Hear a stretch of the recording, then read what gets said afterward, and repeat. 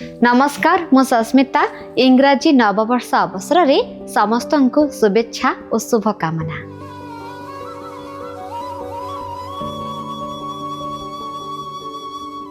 नूतन वर्ष एक उत्सव रूपे समस्त विश्व में अलग अलग स्थान रे अलग अलग तिथि तथा विधि पालन करा जाए। विभिन्न संप्रदायर नववर्ष समारोह भिन्न भिन्न होता है एवं यार महत्वर मध्य विभिन्न संस्कृति रे परस्पर भिन्नता होता है।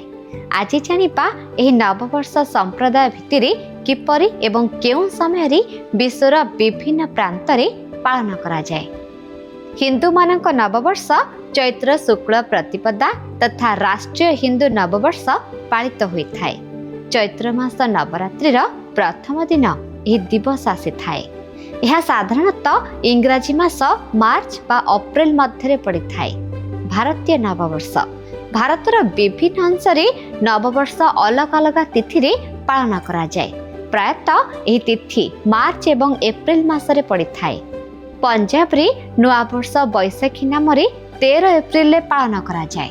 सिख नानक शाही कैलेंडर अनुसार 14 मार्च रे होला मोहल्ला नूआ वर्ष होता है। यह तिथि पाखापाखि बंगाली तथा तमिल नववर्ष मध्य आसी थाए।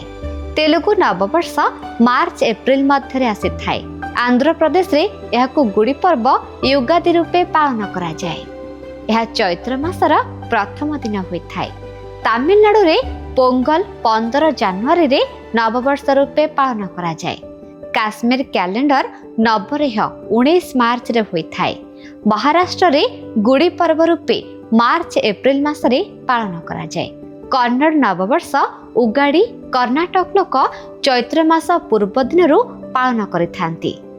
सिद्धि उत्सव चेटीचंड उगाड़ी एवं गुड़ी पर्व गोटिए दिन रे पालित होता है। मधुर रे चैत्र मासरे चैत्र तेरुबीजा नववर्ष रूपे पालित हुए। ओडिया मानक नववर्ष बैशाख मासर महाविषुव पणा संक्रांति दिन पालन करा जाए। यह इंग्राजी एप्रिल मासर 14 तारीख रे प्रति वर्ष पड़े। मारवाड़ी मानक नववर्ष दीपावली दिन होता है। गुजराती नववर्ष दीपावली द्वितीय दिन होता है जहाँ अक्टोबर किंबा नवेम्बर मासरे पड़ी थाए।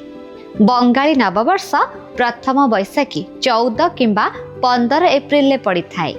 पश्चिम बंगाली एवं बांग्लादेशर एही दिन नववर्ष पालित होता है। इस्लामिक कैलेंडर नववर्ष महरम होता है। यही कैलेंडर एक पूर्णत चंद्र आधारित कैलेंडर अटे जहाँ कारण जोगु यार 12 मासरे चंद्र 33 वर्ष रे सौर्य कैलेंडर को गोटिए थर बोली थाए। यही कारण जोगु नववर्ष प्रचलित रे अलग अलग मासरे पड़ी थाए। वास्तव में समाज रे यह श्रृंखला प्रतिष्ठा पाई सांप्रदायिक भाव रे यह नूतन वर्ष पालित हेउथिले मध्य आध्यात्मिक दृष्टिकोण प्रतिदिन सूर्योदय आम पाई एक नववर्ष। प्रतिदिन जीवनचर्या नूतन सूर्योदय आरंभ करबा उचित। पूर्व दिन किछि घटना तथा दुर्घटना को समीक्षा करी आज दिन किपरि अमृतमय होई परिबो एही प्रचेष्टा ही नववर्षर अनुचिंता हेबो।